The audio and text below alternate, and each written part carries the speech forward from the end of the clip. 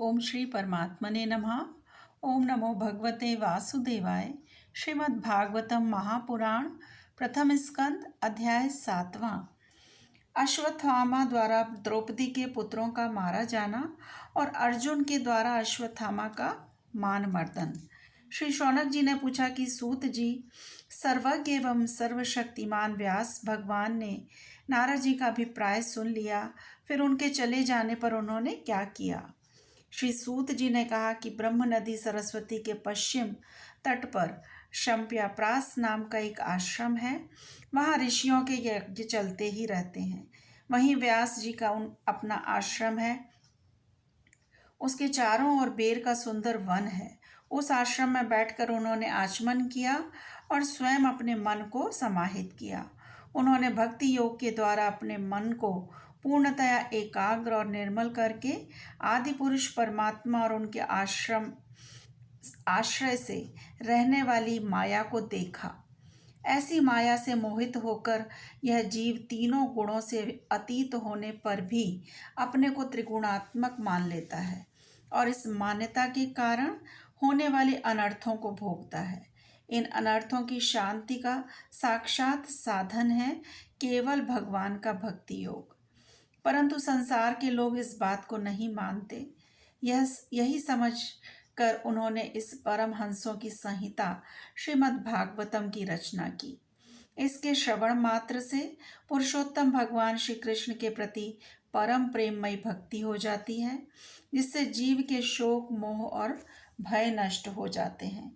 उन्होंने इस भागवत संहिता का निर्माण और पुनरावृत्ति करके इसे अपने निवृत्ति परायण पुत्र श्री शुकदेव जी को पढ़ाया। श्री शौनक जी ने पूछा कि श्री शुकदेव तो अत्यंत निवृत्ति परायण हैं, उन्हें किसी भी वस्तु की अपेक्षा नहीं है, वे सदा आत्मा में ही रमण करते हैं, फिर उन्होंने किस लिए इस विशाल ग्रंथ का अध्ययन किया? श्री सूत जी ने कहा कि जो लोग ज्ञानी हैं, जिनकी अविद्या की गांठ खुल गई है और जो सदा आत्मा में ही रमण करने वाले हैं, वे भी भगवान की हेतु रहित भक्ति किया करते हैं, क्योंकि भगवान के गुण ही ऐसे मधुर हैं जो सबको अपनी ओर खींच लेते हैं। फिर श्री शुकदेव जी तो भगवान के भक्तों के अत्यंत प्रिय और स्वयं भगवान वेदव्यास के पुत्र हैं। भगवान के गुणों ने उनके हृदय को अपनी ओर खींच लिया और उन्होंने उससे विवश होकर ही इस विशाल ग्रंथ का अध्ययन किया। शौनक जी, अब मैं राजर्षि परीक्षित के जन्म, कर्म और मोक्ष की तथा पांडवों के स्वर्गारोहण की कथा कहता हूँ, क्योंकि इन्हीं से भगवान श्री कृष्ण की अनेकों कथाओं का उदय होता है। जिस समय महाभारत युद्ध में कौरव और पांडव दोनों पक्षों के बहुत से वीर वीरगति को प्राप्त हो चुके थे और भीमसेन की गदा के प्रहार से दुर्योधन की जांघ टूट चुकी थी, तब अश्वत्थामा ने अपने स्वामी दुर्योधन का प्रिय कार्य समझकर द्रौपदी के सोते हुए पुत्रों के सिर काटकर उसे भेंट किए। यह घटना दुर्योधन को भी अप्रिय ही लगी, क्योंकि ऐसे नीच कर्म की सभी निंदा करते हैं। उन बालकों की माता द्रौपदी अपने पुत्रों का निधन सुनकर अत्यंत दुखी हो गई। उसकी आंखों में आंसू छलछला आए, वह रोने लगी। अर्जुन ने उसे सांत्वना देते हुए कहा, कल्याणी, मैं तुम्हारे आंसू तब पोंछूंगा जब उस आतताई ब्राह्मण धम का सिर गांडीव धनुष के बाणों से काटकर तुम्हें भेंट करूंगा और पुत्रों की अंत्येष्टि क्रिया के बाद तुम उस पर पैर रखकर स्नान करोगी। अर्जुन ने इन मीठी और विचित्र बातों से द्रौपदी को सांत्वना दी और अपने मित्र भगवान श्री कृष्ण की सलाह से उन्हें सारथी बनाकर कवच धारण कर और अपने भयानक गांडीव धनुष को लेकर वे रथ पर सवार हुए तथा गुरुपुत्र अश्वत्थामा के पीछे दौड़ पड़े। बच्चों की हत्या से अश्वत्थामा का भी मन उद्विग्न हो गया था। जब उसने दूर से ही देखा कि अर्जुन मेरी ओर झपटे आ रहे हैं, तब वह अपने प्राणों की रक्षा के लिए पृथ्वी पर जहाँ तक भाग सकता था, रुद्र से भयभीत सूर्य की भांति भागता रहा। जब उसने देखा कि मेरे रथ के घोड़े थक गए हैं और मैं बिल्कुल अकेला हूँ, तब उसने अपने को बचाने का एकमात्र साधन ब्रह्मास्त्र ही समझा। यद्यपि उसे ब्रह्मास्त्र की को लौटाने की विधि मालूम न थी, फिर भी प्राण संकट देखकर उसने आचमन किया और ध्यानस्थ होकर ब्रह्मास्त्र का संधान किया। उस अस्त्र से सब दिशाओं में एक बड़ा प्रचंड तेज फैल गया। अर्जुन ने देखा कि अब तो मेरे प्राणों पर ही आ बनी है। तब उन्होंने श्री कृष्ण से प्रार्थना की। अर्जुन ने कहा कि श्री कृष्ण, तुम सच्चिदानंद स्वरूप परमात्मा हो, तुम्हारी शक्ति अनंत है, तुम ही भक्तों को अभय देने वाले हो। जो संसार की धधकती हुई आग में जल रहे हैं, उन जीवों को उससे उबारने वाले एकमात्र तुम ही हो। तुम प्रकृति से परे रहने वाले आदि पुरुष साक्षात परमेश्वर हो। अपनी चिद शक्ति स्वरूप शक्ति से बहिरंग एवं त्रिगुणमयी माया को दूर भगाकर अपने अद्वितीय स्वरूप में स्थित हो। वही तुम अपने प्रभाव से माया मोहित जीवों के लिए धर्मादि रूप कल्याण का विधान करते हो। तुम्हारा यह अवतार पृथ्वी पर भार ग्रहण करने के लिए और तुम्हारे अनन्य प्रेमी भक्तजनों के निरंतर स्मरण ध्यान करने के लिए ही है। स्वयं प्रकाश स्वरूप श्री कृष्ण, यह भयंकर तेज सब ओर से मेरी ओर आ रहा है। यह क्या है, कहाँ से और क्यों आ रहा है, इसका मुझे बिल्कुल पता नहीं है। भगवान ने कहा कि अर्जुन, यह अश्वत्थामा का चलाया हुआ ब्रह्मास्त्र है। यह बात समझ लो कि प्राण संकट उपस्थित होने से उसने इसका प्रयोग तो कर दिया है, परंतु वह अब इस अस्त्र को लौटाना नहीं जानता।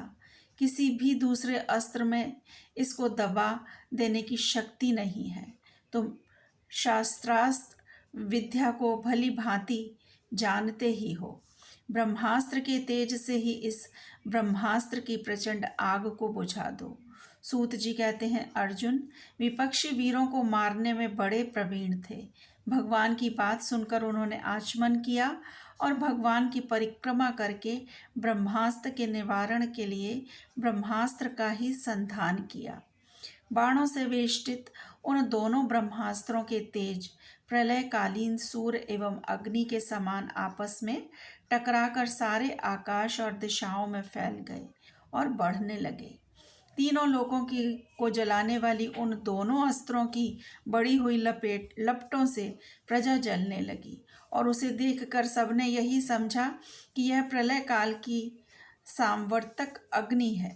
उस आग से प्रजा का और लोगों का नाश होते देखकर भगवान की अनुमति से अर्जुन ने उन दोनों को ही लौटा लिया। अर्जुन की आंखें क्रोध से लाल लाल हो रही थीं। उन्होंने झपट कर उस क्रूर अश्वत्थामा को पकड़ लिया और जैसे कोई रस्सी से पशु को बांध ले वैसे ही बांध लिया।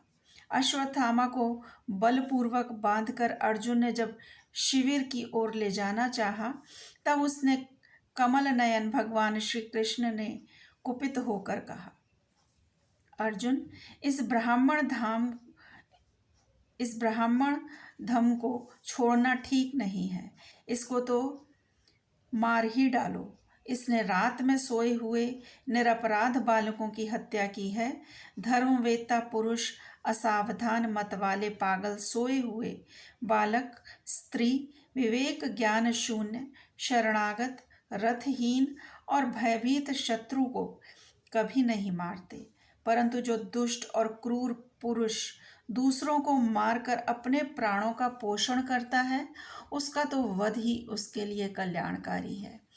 क्योंकि वैसी आदत को लेकर यदि वह जीता है तो वह भी पाप करता है और उन पापों के कारण नरकगामी होता है। फिर मेरे सामने ही तुमने द्रौपदी से प्रतिज्ञा भी की थी कि मानवती, जिसने तुम्हारे पुत्रों का वध किया है, उसका सिर मैं उतार लाऊंगा। इस पापी कुलंगार आतताई ने तुम्हारे पुत्रों का वध किया है और अपने स्वामी दुर्योधन को भी दुख पहुंचाया है, इसलिए अर्जुन, इसे मार ही डालो। भगवान श्री कृष्ण ने अर्जुन के धर्म की रक्षा लेने के लिए इस प्रकार प्रेरणा की, परंतु अर्जुन का हृदय महान था। यद्यपि अश्वत्थामा ने उनके पुत्रों की हत्या भी की, फिर भी अर्जुन ने मन में गुरुपुत्र को मारने की इच्छा नहीं हुई। इसके बाद अपने मित्र और सारथी श्री कृष्ण के साथ वे अपने युद्ध शिविर में पहुंचे।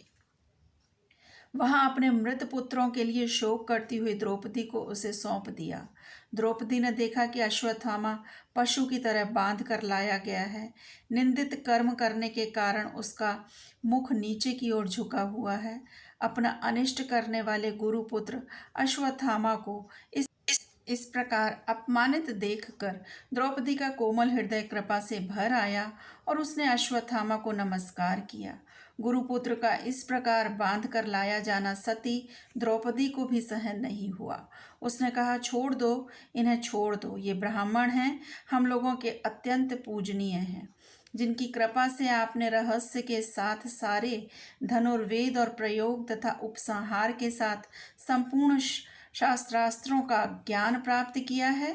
वे आपके आचार्य द्रोण ही पुत्र के रूप में आपके सामने खड़े हैं। उनकी अर्धांगिनी कृपी अपने वीर पुत्र की ममता से ही अपने पति का अनुगमन नहीं कर सकी। वे सभी जीवित हैं। महाभाग्यवान आर्यपुत्र, आप तो बड़े धर्मज्ञ हैं। जिस गुरुवंश की नित्य पूजा और वंदना करनी चाहिए, उसी को व्यथा पहुंचाना आपके योग्य कार्य नहीं है। जैसे अपने बच्चों के मर जाने से मैं दुखी होकर रो रही हूँ और मेरी आंखों से बार बार आंसू निकल रहे हैं, वैसे ही इनकी माता पतिव्रता गौतमी न रोए। जो उच्छृंखल राजा अपने कुकृत्यों से ब्राह्मण कुल को कुपित कर देते हैं, वह कुपित ब्राह्मण कुल उन राजाओं को सपरिवार शोकाग्नि में डालकर शीघ्र ही भस्म कर देता है। सूत जी ने कहा, शौनकादि ऋषियों, द्रौपदी की बात धर्म और न्याय के अनुकूल थी। उसमें कपट नहीं था, करुणा और समता थी। अतएव राजा युधिष्ठिर ने रानी के इन हित भरे श्रेष्ठ वचनों का अभिनंदन किया। साथ ही नकुल, सहदेव, सात्यकी, अर्जुन एवं श्री भगवान श्री कृष्ण और वहां पर उपस्थित सभी नर नारियों ने द्रौपदी की बात का समर्थन किया। उस समय क्रोधित होकर भीमसेन ने कहा कि जिसने सोते हुए बच्चों को न अपने लिए और न अपने स्वामी के लिए बल्कि व्यर्थ ही मार डाला, उसका तो वध ही उत्तम है। भगवान श्री कृष्ण ने द्रौपदी और भीमसेन की बात सुनकर और अर्जुन की ओर देखकर कुछ हंसते हुए से कहा। भगवान श्री कृष्ण बोले कि पतित ब्राह्मण का भी वध नहीं करना चाहिए और आतताई को मार ही डालना चाहिए। शास्त्रों में मैंने ही ये दोनों बातें कही हैं, इसलिए मेरी दोनों आज्ञाओं का पालन करो। तुमने द्रौपदी को सांत्वना देते समय जो प्रतिज्ञा की थी, उसे भी सत्य करो। साथ ही भीमसेन, द्रौपदी और मुझे जो प्रिय हो वही करो। सूत जी कहते हैं, अर्जुन भगवान के हृदय की बात तुरंत ताड़ गए और उन्होंने अपनी तलवार से अश्वत्थामा के सिर की मणि उसके बालों के साथ उतार ली। बालकों की हत्या करने से वह श्रीहीन तो पहले ही हो गया था, अब मणि और ब्रह्मतेज से भी रहित हो गया। इसके बाद उन्होंने रस्सी का बंधन खोलकर उसे शिविर से निकाल दिया। मूड़ देना, धन छीन लेना और स्थान से बाहर निकाल देना, यही ब्राह्मण धर्मों का वध है। उनके लिए इससे भिन्न शारीरिक वध का विधान नहीं है। पुत्रों की मृत्यु से द्रौपदी और पांडव सभी शोकातुर हो रहे थे। अब उन्होंने अपने मरे हुए भाई बंधुओं की दाहादि अंत्येष्टि क्रिया की। ओम नमो भगवते वासुदेवाय। श्री कृष्ण अर्पणम अस्तु। हरे कृष्णा।